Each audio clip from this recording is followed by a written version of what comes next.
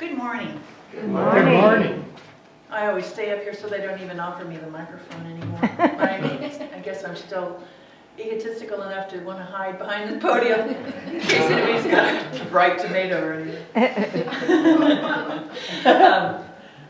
If you'll just close your eyes for just a minute, I want you to imagine with me. It's quiet. It's nighttime. A coolness is felt in the air. A newborn lays in a crib made of hay. There are soft sounds of the animals as they move around and shift. There's a palatable holiness in the air. The look on the mother's face is gratitude, her eyes huge with awe and devotion. The father looks on with humility and reverence. The unformed spirit has come into new form, a manifestation called a baby, a seed come to fruit, the next evolution of Christ consciousness. You can come back now. I wanted to set the stage for that. Often people say that Christmas is for kids. I've been hearing that a lot upstairs lately. And I ask myself, why? Because children still retain the wonder and the believability in the magic that still exists everywhere around us.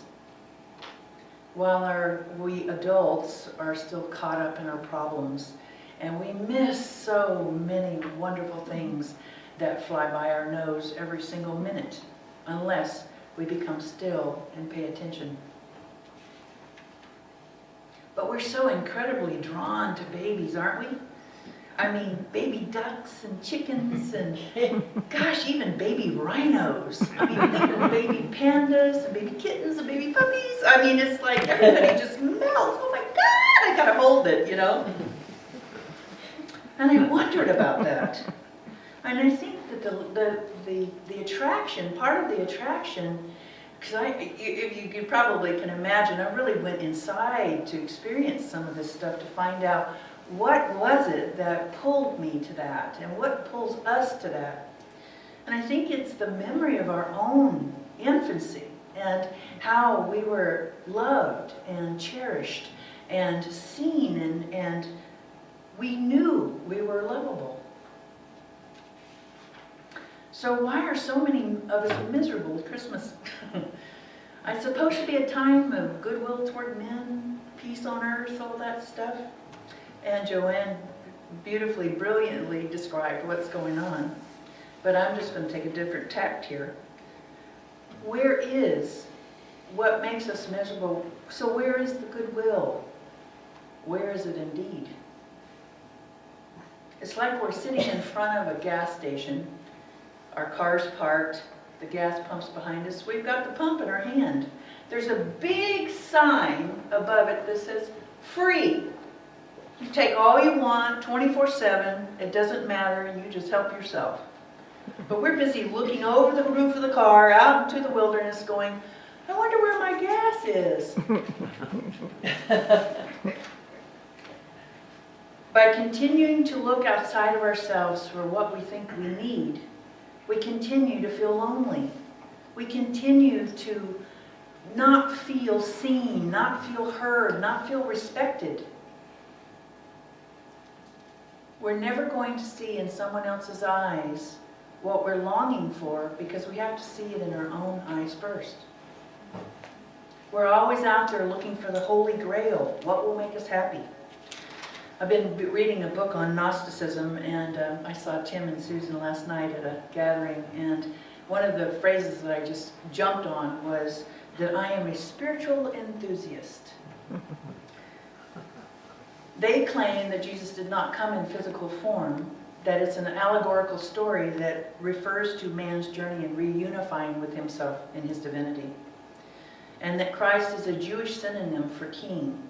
So the Gnostics, or what they call the knowers, imagined their journey was to be about awakening the king within.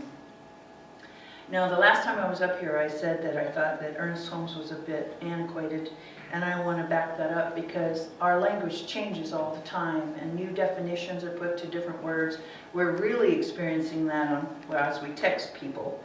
And And so, but as I was reading him this morning, because I was reminded about religious science views on Jesus and Christmas and all of that stuff. And so I did some research, and of course his work is absolutely breathtaking. It is absolutely brilliant. But one of the things that he says that I bring to you this morning in the Science of Mind textbook, he says, we do believe that the person in Jesus was God, was more of God made manifest. We also believe that Christ comes to all of us, each and every one. And that we must understand that Christ is not a person, it's a principle. It is impossible for Jesus to not have become more of the Christ, as the human gave way to the divine, as the man gave way to God, and his flesh gave way to spirit, and the will of the division gave way to the will of the unity. Jesus, the man, became a living embodiment of the Christ.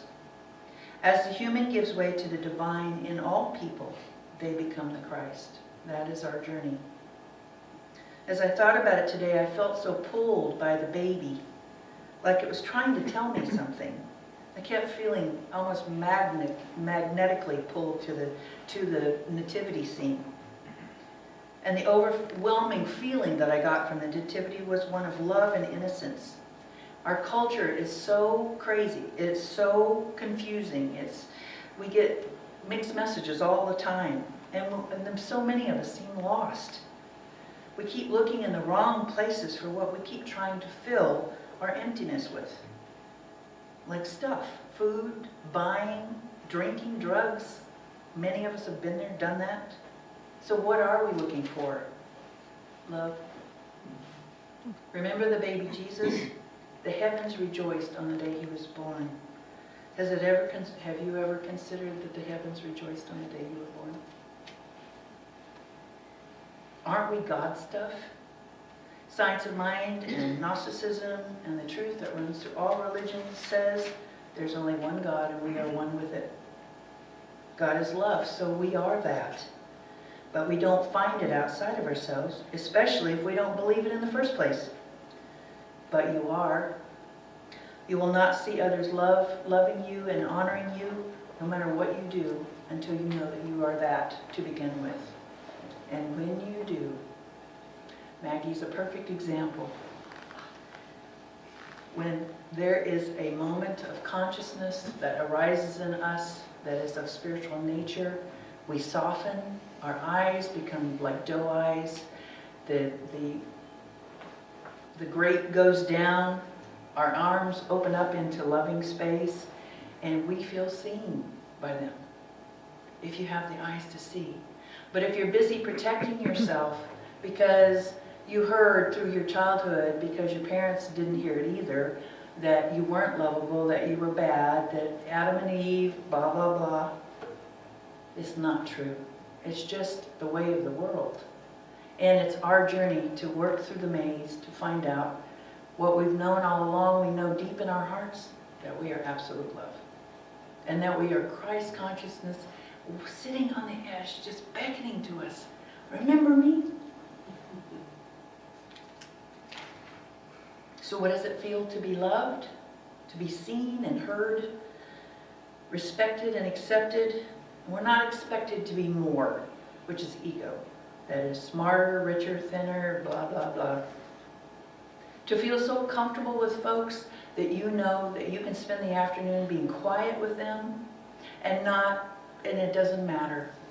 My friend Cindy called us last week and she said, you know, Jenny, she said, I have a gift for you, but it's very small because this year's been very difficult for us financially. And I told her, I said, Cindy, you know, we are conditioned to give gifts at Christmas time. I said, but that's not what we're celebrating. I said, we're celebrating the love we have for each other and our friendship. And you are the gift. Be like the baby, regardless of your age. Pull your innocence from your depths and your purity. Know who you are. It's not something you have to earn, study to become. Be the love you want for yourself, and your light will shine and people will be attracted to you like moths to a flame. then your eyes will open like an unruly window shade.